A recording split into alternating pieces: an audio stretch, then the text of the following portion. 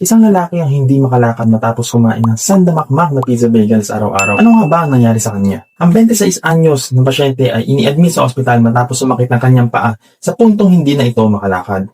Noong tinignan ng mga doktor ang kanyang paa, napansin nila na maraming pasa ang mga binti nito. Bukod dito, napansin din ng mga doktor na mayroong mga bilog-bilog na dugo sa binti ng pasyente, na sa medical terms ay tinatawag na Petechiae. dahilan ng mga sirang blood vessels sa ilalim ng balat ng pasyente. Mula dito, nag-conduct ng madaming test ang mga doktor upang malaman ang naging sanhi ng pananakit at pagdudugo ng binti ng pasyente.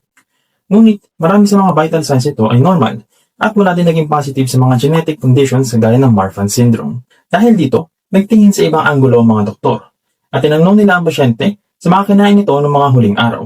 At doon na nga nila nalaman na kumakain pala ito ng sandamakmak na pizza bagels araw-araw na walang prutas o kahit anong gulay. Mula dito, mabilis na pinaghinalaan ng mga doktor na mayroong scurvy ang biktima.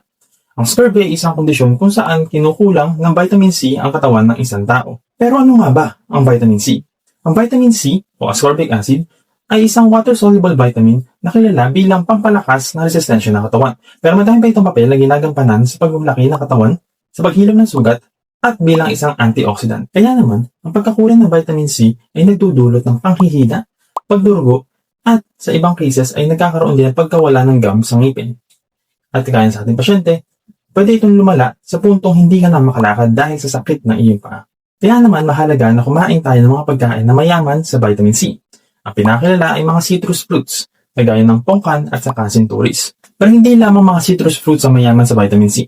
Lahat ng pagkain na nahihinog, kagaya ng bell pepper o papaya, ay mayaman din sa vitamin C.